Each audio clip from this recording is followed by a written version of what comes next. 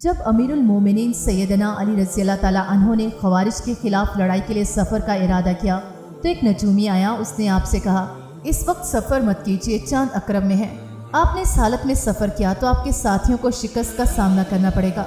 سیدنا علی رضی اللہ تعالیٰ عنہ نے فرمایا تم غلط کہتے ہو، میں اللہ تعالیٰ پر اعتماد اور توکل کی بنا پر تمہیں جھٹلانے کے لیے ضرور سفر کروں گا۔ چنانچہ انہوں نے سفر کیا، اللہ نے انہیں اس سفر میں برکت عطا فرمائی، اکثر خارجی مارے گئے۔ ایک روایت میں آیا ہے کہ جب آپ جنگ نہروان سے فارغ ہوئے تو آپ نے اللہ تعالیٰ کی حمد و ثنا کی اور ارشاد فرمایا اگر ہم نجومی کے دیے گئے وقت کے مطابق چلتے تو جاہل لوگ کہتے کہ آپ نجومی کے بتائے ہوئے وقت پر چلنے کی وجہ سے کامیاب ہوئے۔